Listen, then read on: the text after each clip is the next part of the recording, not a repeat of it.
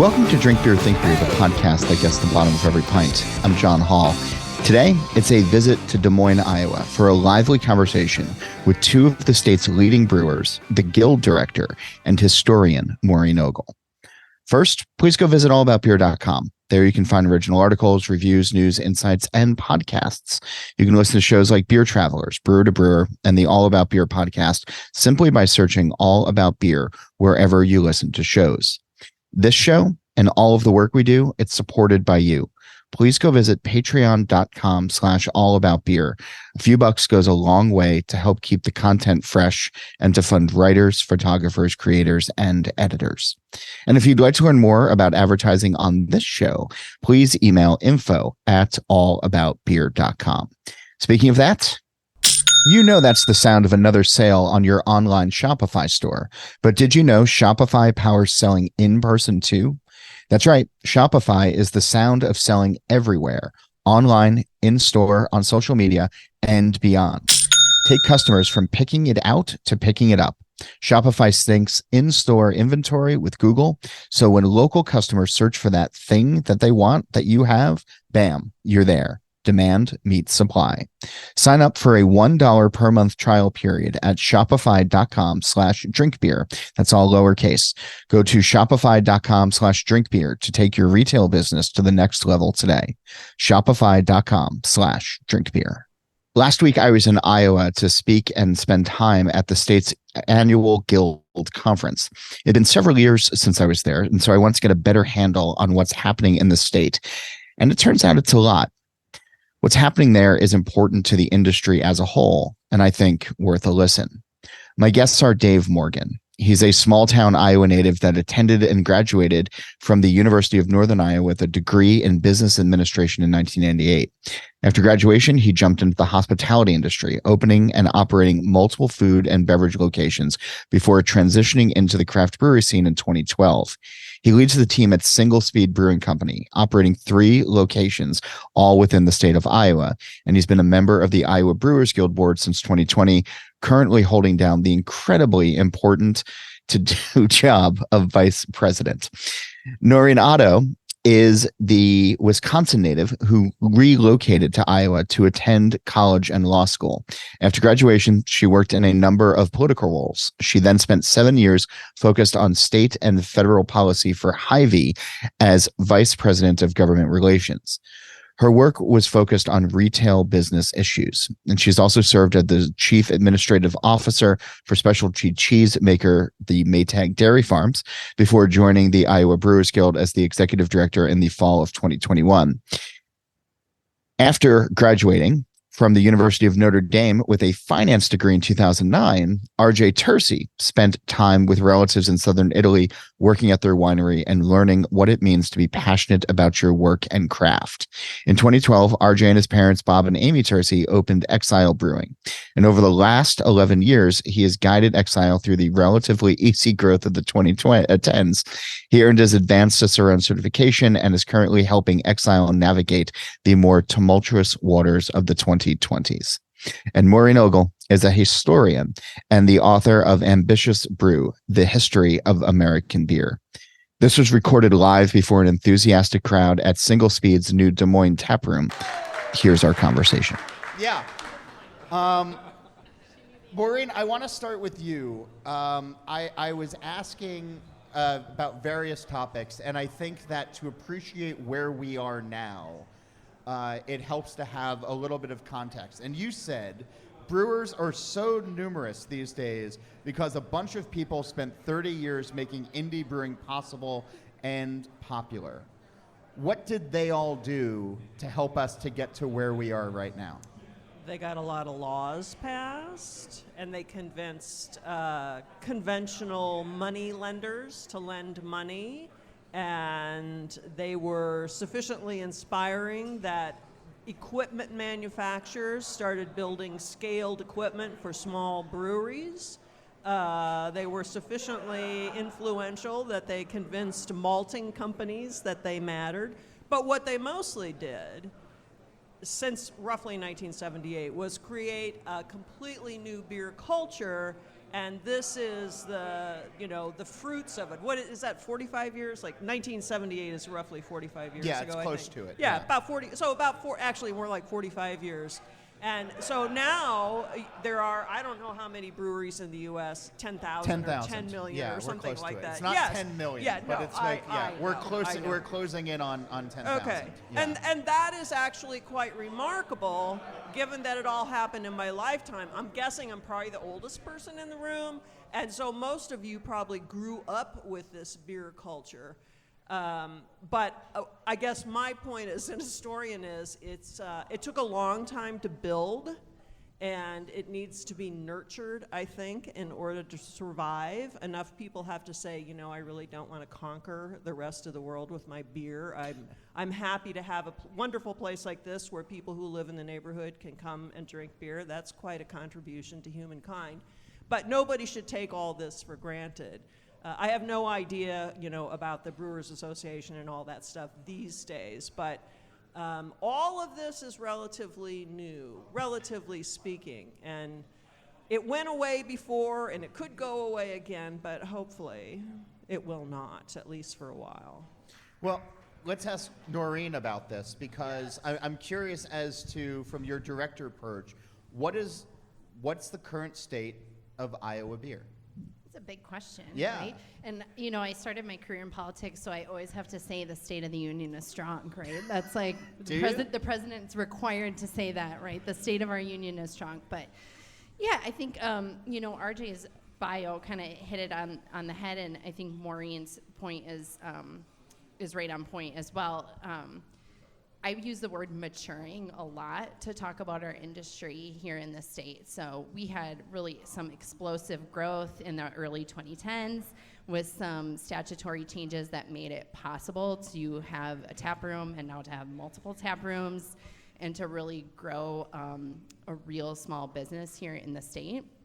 But, there is always going to be some market rationalization after a period of explosive growth.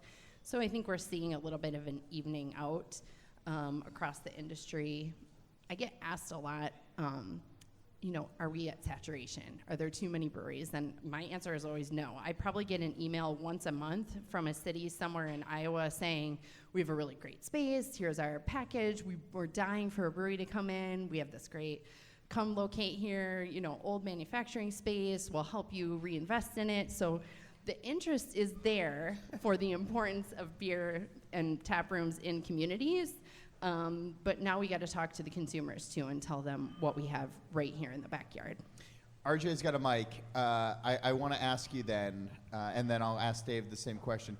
For all of those towns who are saying, hey, we want a new brewery, and then there are folks who are like, yeah, I want to open a brewery because it seems like it's a lot of fun and it's really easy. What do you say to those prospective brewery owners right now? Well, if they think it's a lot of fun and really easy, they're definitely wrong about one of those things, for sure. They might be wrong about both, depending on how they go about it. But yeah, no, it is challenging. It's definitely more challenging right now than it was 5, 6, 7 years ago. And the towns or the real estate people that want a brewery to fill their space, I totally understand it. I obviously believe that a local craft brewery is important. Throughout the pandemic, when restaurants were closed, and there was a lot of kind of like, well, hey, it's no big deal that these restaurants are closed and some of them are going out of business. When you really think about it, the local restaurants, they make a city. When you go to a city that you like, what do people talk about? The food. They talk about the restaurant scene. So the local, and they're not talking about, oh, hey, I went to a great Buca de Beppo's and in this town, they're talking about the Olive Garden in Ames is sorry, awesome. I didn't even go, But no, they're talking about the local places that add to the culture, right? So breweries can be that, right? Like they absolutely can be that. You have to get your audience, you have to get a following, or else you're gonna have a bad time if you don't find your audience. Dave, you've been doing this for a while as well, and now this is your third location. Uh-oh. I don't know why that happened. Dave, what'd you do? Hang on.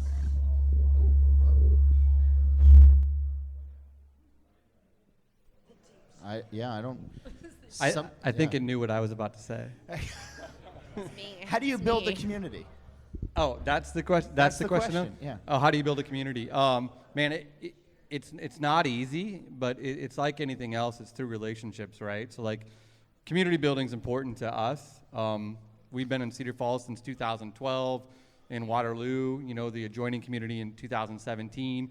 We've built a ton of relationships up there, and I think that's why we've had a little bit of success. But we work with partnerships. We work with people. We get to know people. We find out what they're passionate about, and we try to partner with them on it. And usually those passions align with what we're passionate about. So outdoor recreation, we work with the run club, we work with the bike club. Those are natural fits for us. It helps us build community in that way. But those are, we're talking about, kind of like niche stuff or like there, right? Like not big stuff, little things. But do the little things add up to bigger things? Or can they? I would say that's what we try to get them to do. We've had some success. We've had some, lesser successful projects. Okay. But yeah, we that's what we work on, right? Things that we're passionate about, and we try to partner with people that are passionate about the same stuff. RJ, have you seen that as well? Because what I struggle with, and Maureen, you should jump in on this as well, because for a long time we've been talking about craft beer growth, and it's how much can craft beer get of the marketplace. And in the last 20 or so years, it hasn't really gotten above 13-14%, usually down in that 12% range. So most people are still drinking, when it comes to beer, the mass-produced type of stuff. So it's the piece of craft beer overall is relatively small, and people then trade where they're going to go on any given random Thursday night. And thanks for being here. Go to RJ's tomorrow night just to balance it all out. Because that's where we'll be tomorrow night to balance this out.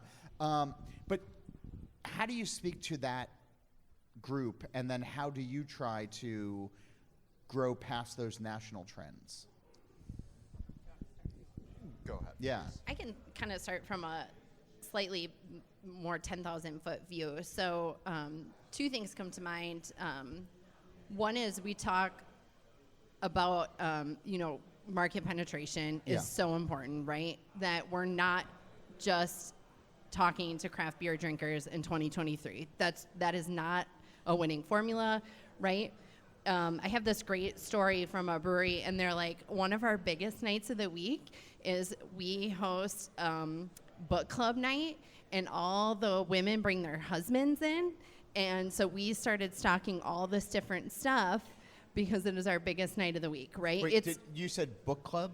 Yeah, a book club at a local tap room. The Wisconsin was coming through for a second, and My book club. Okay. That's not even a bad one. No, You'll it's hear not a bad word. No, it's not a bad You'll one, but hear I thought you said bug club, and No. I was like, oh, it's a book club. Not, if I say yeah. if I say boat club, then you'll really hear me. But yeah, and I think it's finding, you got to speak to your core audience, you got to take care of your craft beer drinkers, but also you got to try and meet some people where they are and invite them in. And maybe that's a sour, maybe that's an NA, maybe that's bringing in a beer or something that's not a beer and having it available to your customers, right? RJ talked about what restaurants do and the importance of that, like being a destination.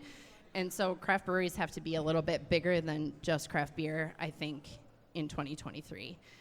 The other thing we talk a lot about, and I hammer on, and I get to do this work in my role, is tourism, right? I mean, we met with our U.S. Senator in August, and all we talked about is when people come to Iowa and they want to visit a craft beer, they're not going to just one, right? They're walking all over Des Moines, they're taking a lift from one to the other, they're trying all of it. And so becoming a destination in a collaborative, thoughtful way, either as a region or as a state, is super, super important. Getting people here to spend money and try beer from the state of Iowa. you want to jump in on that? Yeah, and I want to go to Maureen after this. Yeah. For sure. Yeah. I mean, we've taken a lot of swings over the last 11 years, and it's just what connects. That's really what we look at. We've done a lot of things. We've had a music festival. We go all out for Christmas. There's lots of stuff that we do. And what does go all out for Christmas mean? It means go all out. It means. Like, are you bringing in Mariah Carey? Like, what's because that's like that's all out. We well within the exile budget. Within the exile budget, but yeah. So Dominic the Italian donkey. Yeah, exactly, that's about where. Exactly. Yeah. It's I get it. The Elsa actress from DisneyPrincesses.com. Sure. Basically. Yeah. So yeah. .net. Like, let's be honest here. Like, yes, that's it. But no, you take a lot of swings and you figure out what connects. And if you connect, even if it's just a little bit, it's like, why did this work? What happened? What can we do to change this up? And, I think Maureen is right. If we want to keep bringing more people into craft beer, it can't just be all about beer, but like you got to make sure that that's making its way into the experience. You got to make sure that they're trying it, that they're enjoying it, and that they're seeing it, so that they can just kind of get used to making that purchase, because ultimately you want them going to the grocery store after that and picking it up and changing their habits. So more in a moment, but first this message. Customers are rushing to your store. Do you have a point of sale system you can trust, or is it a real POS? You need Shopify for retail. Shopify's sleek, reliable POS hardware takes every major payment method and looks fabulous at the same time. With Shopify POS, you can accept credit cards, mobile payments, and every other major payment method, all with low fees and transparent pricing starting on day one. Sign up for a $1 per month trial period at shopify.com/drinkbeer. That's all lowercase. Go to shopify.com/drinkbeer to take your retail business to the next level today. Shopify.com/drinkbeer. And now back to the panel conversation from SingleSpeed Brewery in Des Moines, Iowa. Maureen, from a historical perspective, though, are these new challenges, or is this something that other brewers faced that you came across in the research of your book? Well, it's new in the sense that nobody goes out anymore, right? Keeping fewer people, yeah. Many fewer people. Keeping a joint like this going depends on an audience that's willing to go out, socialize, play some games, whatever, hang out, maybe drink a beer. There's no ping pong table, and I don't understand that. But anyway, Dave. Yeah, Maureen's not coming back until the ping pong table goes in. Yeah. Okay, all right. I think RJ's gonna have one by tomorrow night. We'll try. Yeah. All right. We'll have the great flyover zone turn ping pong beer tap room ping pong tournament. It'll become an invitational. I want to pause really quick. Do all of you subscribe to this whole flyover zone thing that Maureen keeps bringing up? Because every time I come here and my plane lands here, Maureen acts like it's a big deal that I came all the way from one of the coasts. That's because people on the coast, especially the East Coast, are extraordinarily provincial. They don't know their heads from a hole in the ground. So they don't really know what to do with this vast expanse of space out here. I'm just telling you. I love the warm embrace of Iowa every time that I come here. All right, no, please continue with your thought. Yeah. I think it is very difficult to do what you guys or all of you guys are doing, because this is the first time I've been out of the house past 5 o'clock in probably 10 years. So I just don't. But I'm old. But it's tough, There's a lot of. There's COVID, and there's inflation, and then there's all kinds of crappy political stuff that can sort of screw up the dynamic. Because right now, I think the industry formerly known as craft is still riding a strong wave. It survived COVID in numbers I didn't expect, frankly. And you gotta keep it going, because I think your two biggest enemies are people don't really want to go out and every other beverage in the world. Plus marijuana. Plus marijuana. Let's not forget marijuana. Absolutely. Yeah. Now, if you could, when it's, well, it'll never be legal here, so never mind that. Yeah. Maureen called it the industry formerly known as craft, and I saw you three get very upset for just a second, or just a little bit shocked. I thought everybody called it that. Are we a symbol now? It's just beer in my mind these days. But I mean, Dave, I'm curious. Like, how do you see what your business is? Is it still through the lens of craft? I mean, we're small, right? And so if you define craft as small, then we're craft, right? But we're small. Most of the breweries in Iowa are crazy small. Noreen's got all kinds of statistics on that. She talks about them in meetings. I don't listen to them really and write them down. But we're small, right? Another round. Yeah. I mean, hear what Dave has to say. Yeah. SingleSpeed's crazy small, and I know most of the breweries in Iowa are smaller than us, right? So if that's craft, then yeah, I mean, we're still making craft beer. But my guess is Maureen's talking about the industry becoming so large in general that craft is just kind of a random term that she's throwing around. No, I don't. What does craft mean? What does that mean? I mean, craft means like that you've made it, like you've crafted something, right? And a lot of times you'll hear handcrafted. We're still doing that, right? We make it here. Are you putting your hands in the fermenter? Are you stirring it yourself? On our 3-barrel system, yeah, we've got a paddle. Okay. On our 5-barrel system, Brandon can come up and talk about our 5-barrel system here and what it does. I've never brewed on it. I just think craft is. I think craft is a term that made sense about 20 years ago, 25 years ago. And I'm with John. I think beer was probably the better term.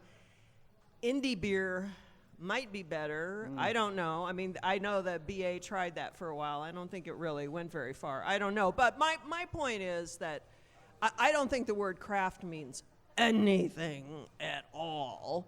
And it does.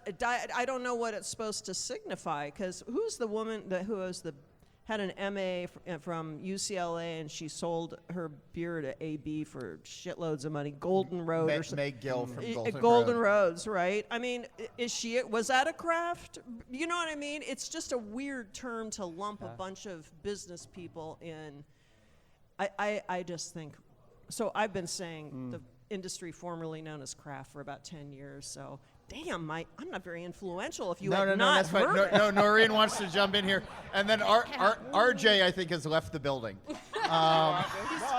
He's now floating above, watching this panel. Hold on, before Noreen jumps in, I don't care what we call it. I mean, I don't think any of us probably care what we call it.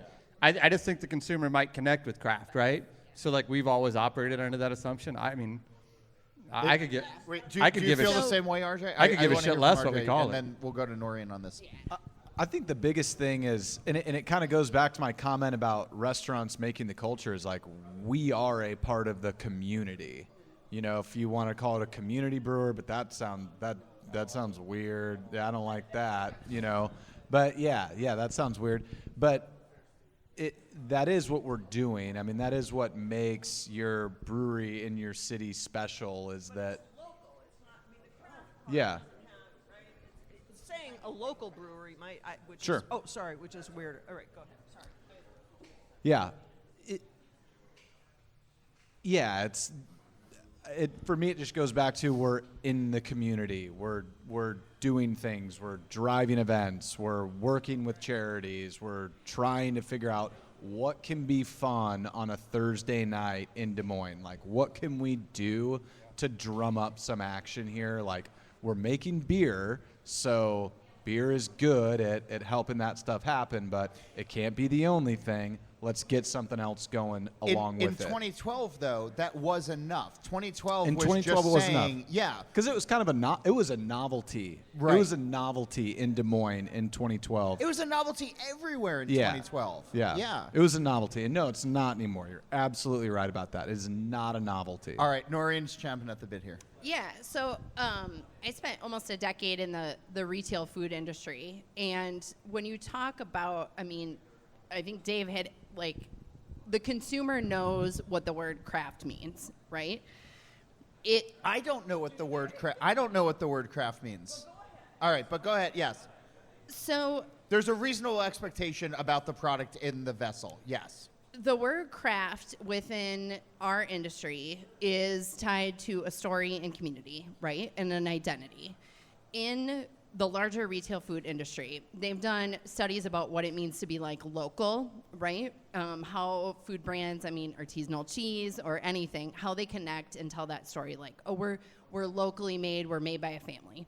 So they surveyed all these Americans about Parmesan cheese, right? And Parmesan cheese, real Parmesan's only made in Italy, right? They tell the story. Here's the picture of the hillside in southern Italy. Oh my God, isn't it beautiful? Look, the cows. Is this a local food? Absolutely yes. Right? And then they showed shaky cheese? Is that, yeah. No, it's Parmesan is made in Italy, and people in America are saying this is a local product. Oh. Craft, the term craft is, I know what the brand promise of this is. I know that it's consistent. It has a story behind it. We've seen the successful breweries in Iowa are the ones, to both Dave and RJ's point, who know who they are.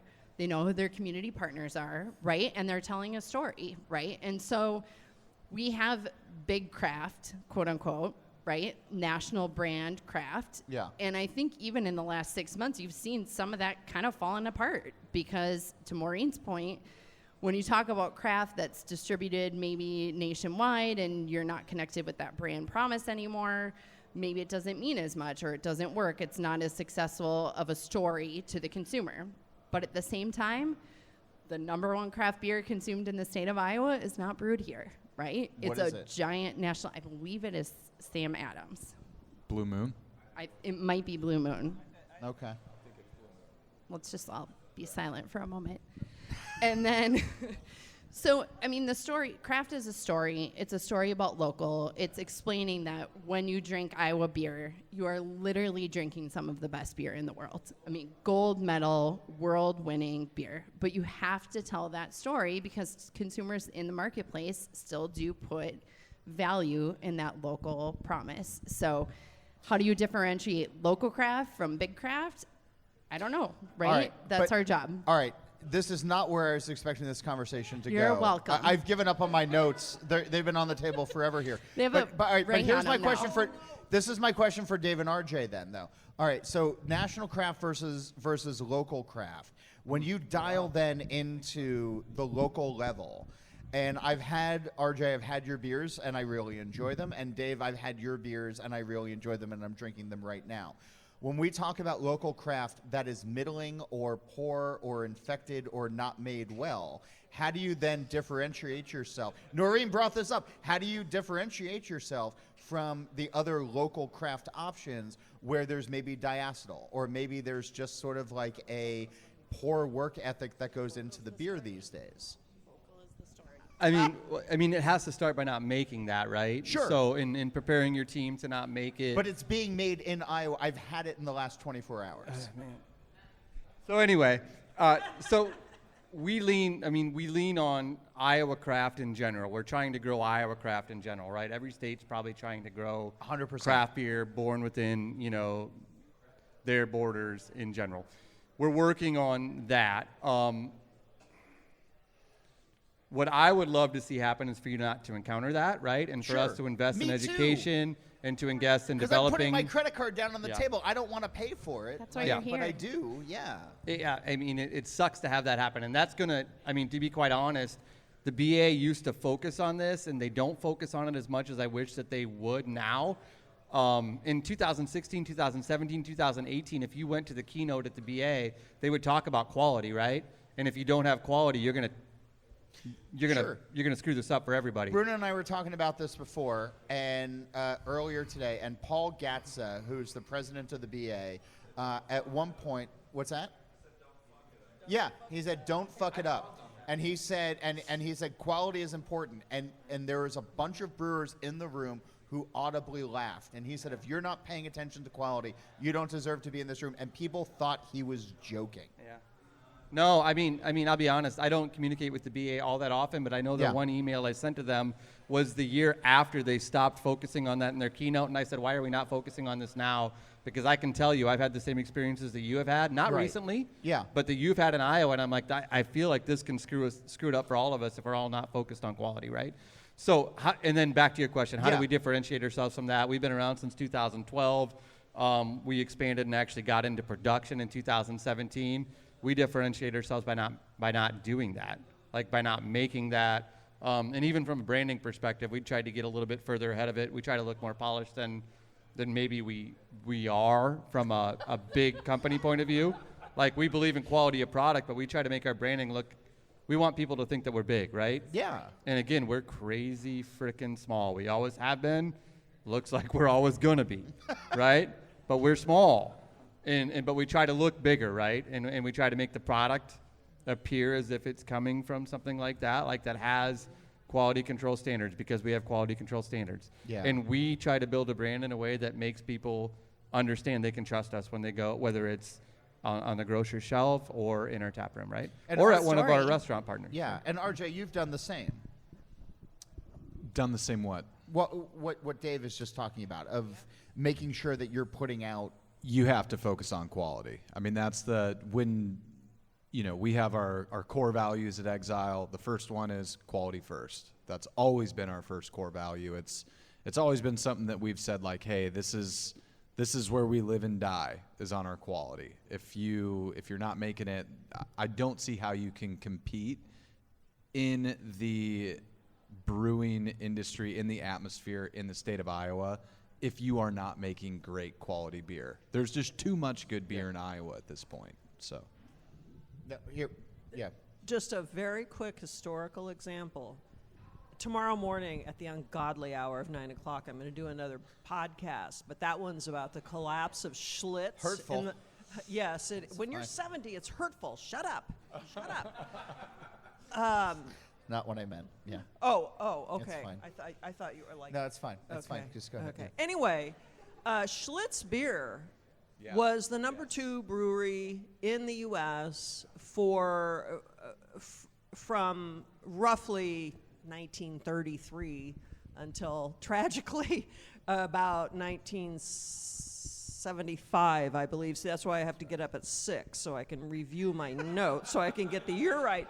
Another round for Maureen, please. Schlitz decided to go on a cost-cutting mission because they were trying to destroy Anheuser-Busch. Good luck with that. So what they did was start with the beer, because they didn't have anybody in leadership who actually understood beer and didn't really know what to do. Now, this is the number 2 brewery in the U.S., right? Which means, for all intents and purposes, it's the number 2 brewery in the world.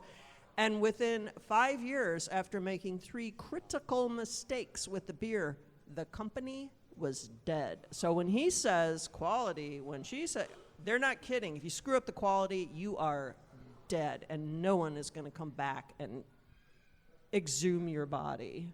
No. All right, Noreen wanted to jump in here. Oh, I don't. No, because you're not wrong. Yeah. I'm not sure. Okay. We can move on.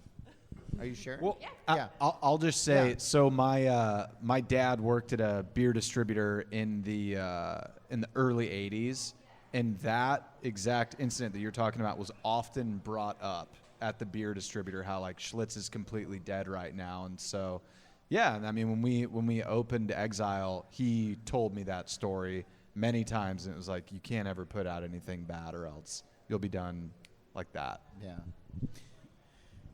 Noreen, where do you see innovation in the space right now? I know that there's some THC, there's some CBD, there's...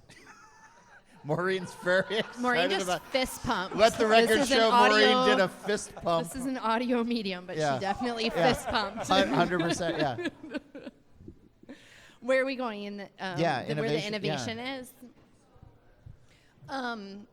You know, I've never worked in a brewery. I Okay. don't work for a brewery, Me neither, right? I yeah. get to spend a lot of time in breweries, and I get to kind of see where the industry, where trends are popping up, and kind of see who's pushing the envelope and where things are going.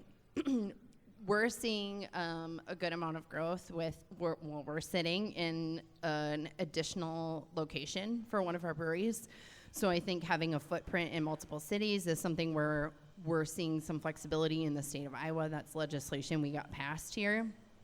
I think we have a lot of flexibility here in the state with our different licensing and distribution. So how you can sell and who you can sell to, I think is going to be really important to the bottom line. I think breweries are thinking hard about their partnerships, who their distributors are, what they sell out of their tap room.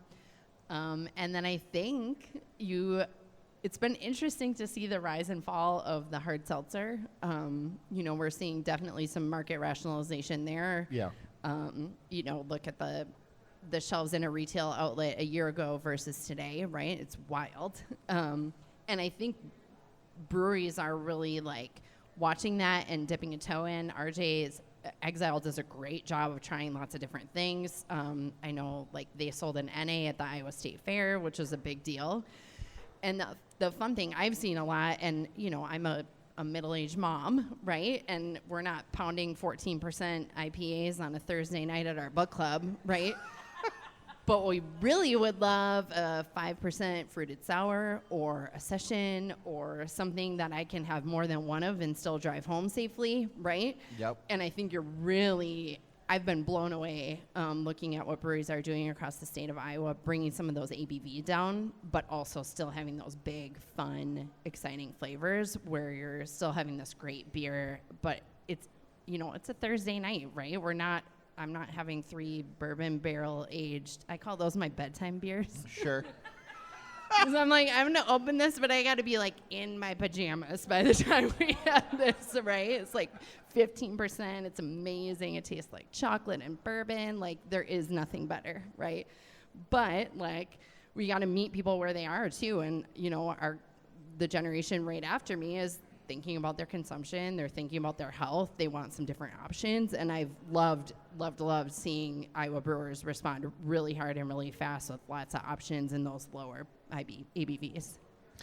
All right, so same question to RJ, and then I'll go to Dave. But innovation, like where do you see your path forward at this point? Sure. So, yeah, last year we released an NA beer that's done well for us. You know, Love it's it. not like It's delicious. gangbusters, out of control, but we think it's really good, especially with, you know, I never thought that I would say, hey, that NA beer is really good, but I think it is, and it stacks up well compared to others, and it's been a good brand for us for sure. It is tough to get excited about like your NA beer doing well, but at the same time, it's like okay. Wait, but why? But does that just play into previous stereotypes? I think so. I think so because what I was going to say was at the same time, like I don't drink as much as I used to, and I know a lot of people don't drink as much as they used to. I love and a great NA option these days. Especially if it's good. Yes. Right? Yes. It has to be good. So going back to quality, like it has to be good. You can't just put NA on it and it tastes. I don't even know how to describe it, but there's some Sad. that are It really tastes like sad. Yeah, there's some that are sad. So Disappointment. Yeah. it has to be good, right? Yeah, it tastes like punishment in a glass. I think is actually, a quote I gave to feel NPR at some point. punishment where it's in a glass. Punishment in a glass. Yeah. Those are both good. Yeah. For sure.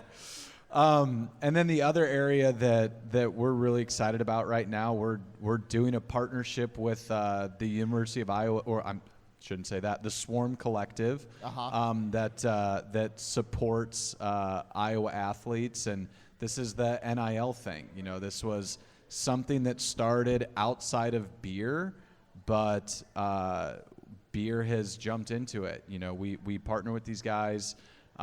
We donate 20% of our revenue from this beer. I heard a radio ad about this. Yeah. So it's been cool, and we're just still navigating these waters. It really is a frontier, not only from the collegiate level and the charity level and the athletes and the beer. So we're just kind of probing these lines right now and figuring out like what's allowed, what are people frowning on, and just trying to get a feel for, okay, well, like where's our platform going to be where we can really get after this? Yeah, there's five partnerships between Iowa breweries and Iowa universities and colleges, which is you're really involved cool. in that too, right, Dave? Yeah, you guys just announced one. Yeah. So one, Swarm's a big deal. So RJ, I mean, what him and his team did there with the Swarm Collective, I can say University of Iowa, right?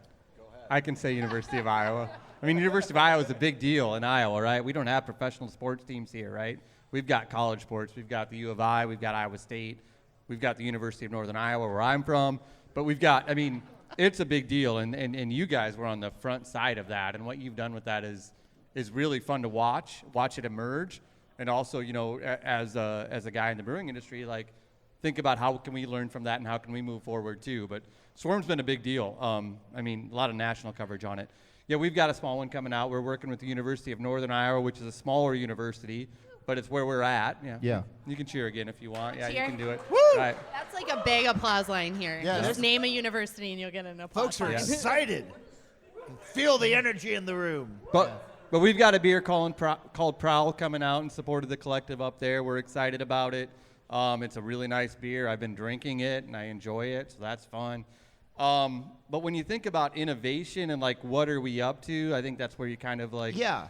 We're mostly making beer, man. Yeah. I mean, we're mostly making beer. We're working on innovative products, working with new hop products, trying to make cool IPAs, whether they're clear, whether they're hazy, whether they're 4% ABV, whether they're 9% ABV. Like, we still are kind of entrenched. We're in Des Moines, trying to expand our footprint, but we're thinking about, how do we make beer? Yeah. And that's primarily what we do. And we feel like if we stay the course, we're small. We're not trying to sell, 100,000 barrels of beer, right? We're not trying to sell 50,000 barrels of beer. We're not trying to sell 20,000 barrels of beer. Full transparency, we're trying to sell 8. So if anybody wants to go out and buy it, we'd love to get to 8. Sure. We're trying to sell 8,000 barrels of beer this next year. But we're about that, selling our golden lager, otherwise known as a Helles. Yeah. And making it as good as we can make it. And we got a couple new beers coming out next year that are actually stylistically really old beers. I see an alt beer out there in the crowd. We might be having that statewide next year. And that's... I'd like to see more We're alt. about... Yeah, I mean, if you come to Iowa, man, we got you right there. They've got an alt beer.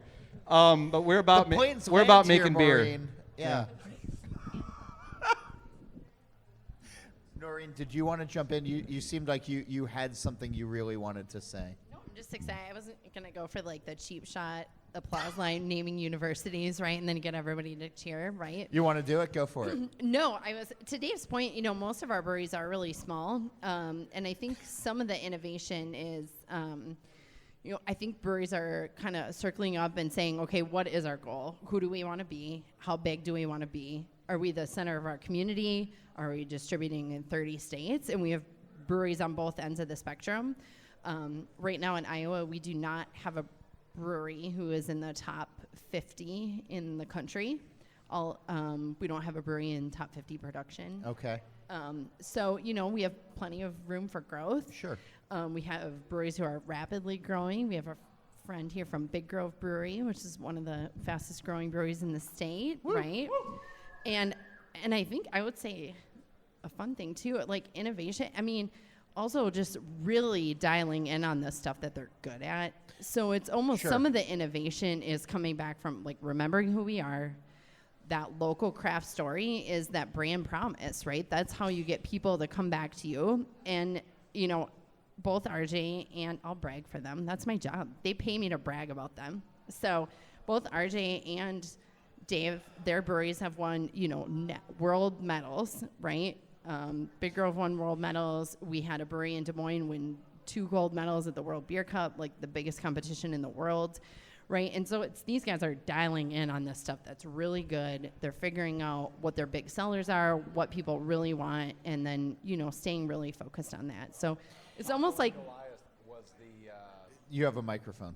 Toppling Goliath was the Brewery of the Year at the U.S. Yes, Beer thank you. Championship Yep, TG. for the second time in the last 5 years. Decorah, Iowa, and that whole region has rebranded itself in the last decade from a tourism perspective. I'm from that area. It's fascinating. I want to go back to Maureen, though, really quickly as we begin to start to wrap this up, as we start to land in the Midwest, this plane kind of thing. But that's a really interesting thing. Historically, the brewers that survived, the brewers that thrived, the brewers that made a name for themselves were doing a beer, probably one, sometimes maybe two, that they knew represented their brand, right? That it was, if you taste this, this is Brewery X, and they own that space. Is that a lesson that the 10,000 small brewers can learn today? You have a microphone. Yes. If you want to go out of business in brewing, get a big ego and think you can, conquer the world. What in the world is wrong with just having a brewery, right? A small brewery. It's a perfectly legitimate business venture. It's better than being a writer. Yes, it is. Yes, it is. And honestly, not by much, but still, you pay the mortgage. I don't know if you're right about that. Yeah. And a good example of that is August Shell Brewing in New Ulm, which I know about because I'm working on a book about them. They are the second oldest brewery in the U.S. They've been open since 1860, and the only reason they're still around, man, is because they never overestimated themselves or let their egos, get control. They just stayed the course. They knew what they did. This was a family business. They lived in the country. It was what it was. It was never going to be anything else. And I don't know. Sometimes I think to be a really good brewer, you got to check your ego at the door at some point, and be a little reasonable, because there's clapping for ego in the back. There's a great that is the number one reason why breweries fail. It's not because someone, some big brewer squashes them, unless it's a major beer war between Anheuser-Busch and Miller in the 1980s. Mostly it's because people make really stupid business decisions because they let their egos get in the way. Historically, that's been true, especially since 1990. Dave and RJ, I'll point out that Maureen's available for business consulting if you... I wish I'd talked to her 5 years ago. I'm going to hire her for our strategic planning, I think. All right, we don't have a mic out in the crowd. I'm told there's a question. But no, because it'll do the thing. Yell your question. I'll repeat it. Yeah. Oh, look at the pandering. The pandering is there a Rauch beer coming out anytime soon? Do you guys not like making money? We missed it this year. Hopefully next year. We'll see. We missed it this year, though. Rauch beer is not an annual thing, I'll have you know. In America, it is. Dave's not even going to answer this question.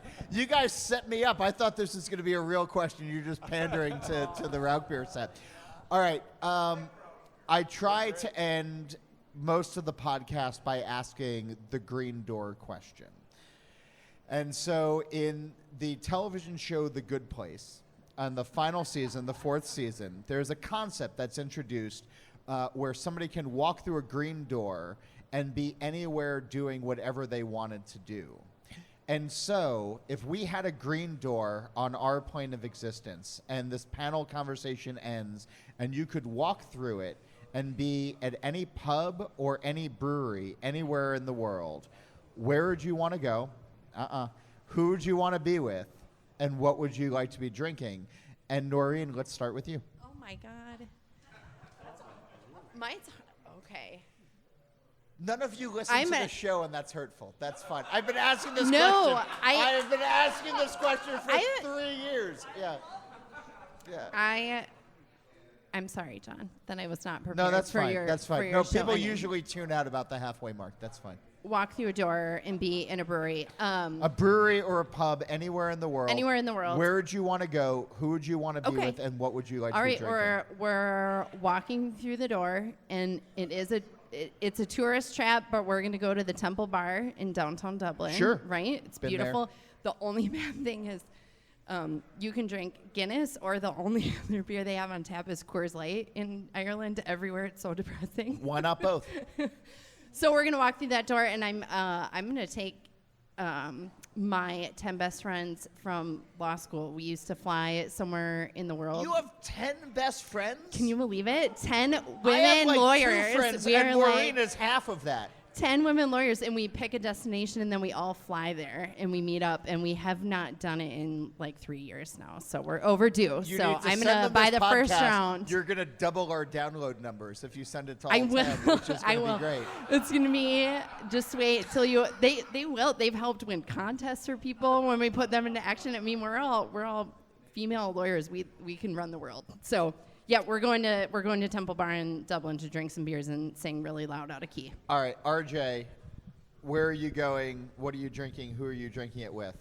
I'm going to Prague, and I'm going to Ufleku. Sure. And I'm drinking their dark beer because that's just like, it's the greatest beer ever. And it's a tourist trap as well, but it's still super authentic. And the beer is amazing. And who I'm drinking it with, man, when I first started thinking about this, I was thinking about the beer industry. And I think that in the beer industry, the guy that I would want to meet the most is Sam Calagione. So I would love to meet that guy and have a beer with him We'll in Prague. introduce you. That's fine. Yeah, I would love to meet Maureen's him. an old friend. Yeah, awesome. I would love to meet him. Yeah, He's a lovely human. yeah, I'd love to meet him for sure. Yeah. So please line that up if All you right, actually can. you and Yeah, Sam yeah, in put it there Prague for with me. the Yeah. candlestick. I Yeah. totally get it. All right, Maureen, where are you going? Who are you drinking with? What are you drinking? I don't think I'm enough of a beer nerd. It doesn't or even have geek to be beer. Okay. I said any brewery or any pub. Okay, Nobody has ever said, "Oh, I'm going to drink old fashions with." No, yeah. no. All right, somewhere with Boke and Bailey, somewhere in England. Jessica and Ray, Yeah, Jessica and Ray. great bloggers. If you don't follow, there somewhere in Bristol or perhaps Birmingham, and I don't know the place, but I think that would be a genuinely exquisite experience. Okay. Y- Dave? Here's the thing, man. I don't think Yeah. I'm not all that picky. So if I've got good people and good beer around, like I'm You're good. like two-hearted at the bait shop. am I dying after? I mean, am I dying after this? Is this my last beer No. or no, just any beer? No. You know, so when I I mean, if you wanted to add an edge to it, it's like, Is that a so different you've been podcast? convicted of murder, but the state has decided that they're going to fly you anywhere in the world Yeah, for a you know, final drink. That's not how this works. where I've enjoyed my beers the most and maybe appreciated my beers the most is when we go out to the Pacific Northwest for hop selection. Yeah. So just throw me in Bale Breaker with anybody that wants to come with me, and we'll order an IPA of some sort, and it's going to be great. I love it. RJ, Dave, Noreen, Maureen, thank you so much for doing this. Thank you for SingleSpeed for hosting. Thanks for all of you for coming out tonight. Thank you for, this was a lot of fun. Once again, thanks to Dave Morgan and SingleSpeed for the hospitality, as well as the entire panel for participating and everybody who came out. Do you need to reach me? You can get in touch with questions, comments, guest suggestions, and more. It's John Hall, that's JOHNHOLL at allaboutbeer.com. Reminder, go visit allaboutbeer.com. You can check out the podcast page, the merch page, and can read great new content, as well as the archives going back to 1979. Don't forget, All About Beer is on social media at All About Beer. And if you're interested in supporting journalism in the beer space, and I hope you are, email us at info@allaboutbeer.com or simply go to patreon.com/allaboutbeer. Speaking of that, here is a quick word from this episode's sponsor. Shopify's already taken the cash register online, helping millions sell billions around the world. But did you know that Shopify can do the same thing at your retail store? Give your point of sale system a serious upgrade with Shopify. Shopify POS is your command center for your retail store. From accepting payments to managing inventory, Shopify has everything you need to sell in person. Sign up for a $1 per month trial period at shopify.com/drinkbeer. That's all lowercase. Go to shopify.com/drinkbeer to take your retail business to the next level today. Shopify.com/drinkbeer. Don't forget, All About Beer is a podcast channel. Search and subscribe on your podcast platform of choice. Steal This Beer has new episodes every Monday, and the BYO Nano podcast comes out on the 15th of every month. As for the show, Nate Schweber does the music, Jeff Quinn designed our logo, and I'm John Hall. New episodes release every Wednesday, and that's when I'm going to be back again to drink beer and to think beer.